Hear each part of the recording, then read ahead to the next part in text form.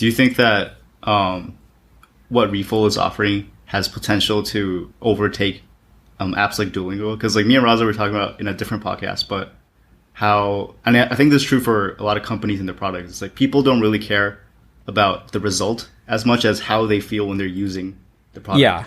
Right? Like there might be the most hardcore gym workout to get you shredded, but people would rather do the one that makes them feel productive and feel good and motivated. Yeah. I mean, I think it's possible. Obviously, it's going to be a tough battle, and it's going to be a very long-term battle. But I mean, I could see a future where it does happen, and there's so many different ways that could possibly happen. Like I think there's even the kind of idea of like, what if we had an app that felt like Duolingo, and just like Duolingo didn't really teach you that much of the language. It actually was more just like a game, an addictive game that's disguised as a language learning app. But as you like level through the app, it like slowly transitions you into like actual immersion learning.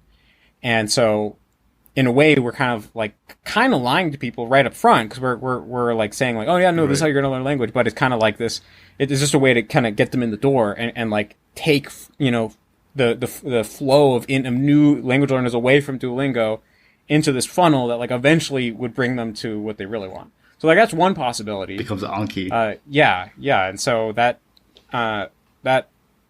one thing. And then ideally we wouldn't even have to do that, right? Ideally we would like change the collective consciousness to the point where everyone's view of like common sense view of language learning was like, oh yeah, of course the way to learn a language is like through input, is through immersion, and you have to take a ton of time, and those apps, you know, little apps like that claim that you can, you know, do it in 10 minutes a day are just wasting your time.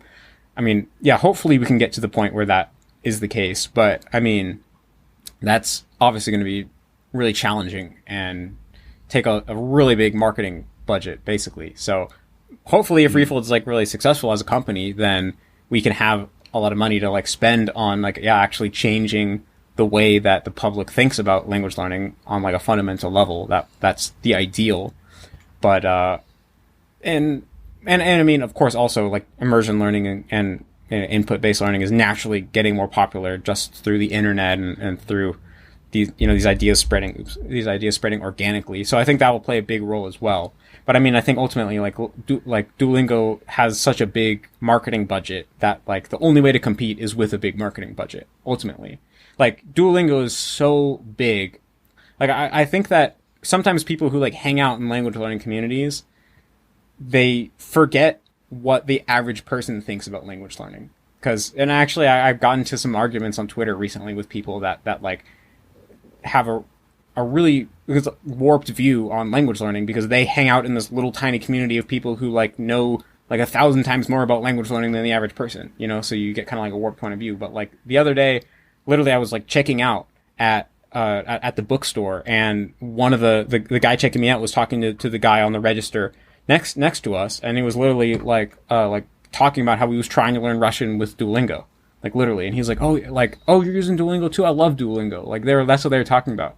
So like Duolingo is like 100% like reached normies at this point, right? Which means and the thing that is like the saddest thing is that like when a lot of times who I've talked to, they like the average people who knew nothing about language learning but have heard of Duolingo, they don't realize that the only reason they've heard of it is because of marketing. Like they think they've heard of it because it's really good.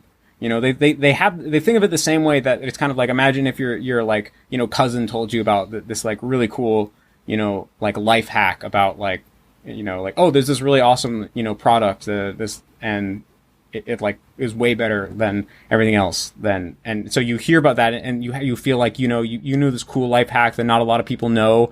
And because of that, if you ever, you know, are going to do something in that area, you're going to have a leg up.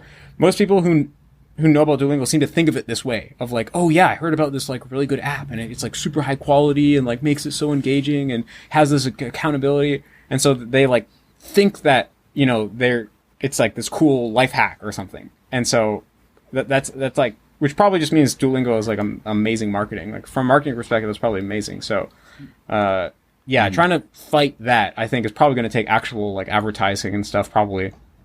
And so, I mean, I'm not a marketing expert or anything, so I don't really know. But yeah, who knows? Maybe if Refold gets successful enough, then we could kind of move in that direction of like actually trying to like change the way that the average person, the guy who checks you out at the bookstore, you know, actually thinks about language learning. That would be the ideal. So, but it's a pretty long-term thing. You know, you got to take it one step at a time and like work with where you're at. So right now, you know, we're still working with trying to get serious language learners on board with immersion learning, right? So before we can worry about, you know, more casual language learners, we got to get the serious language learners who are still struggling to learn a language, you know, on the right path. So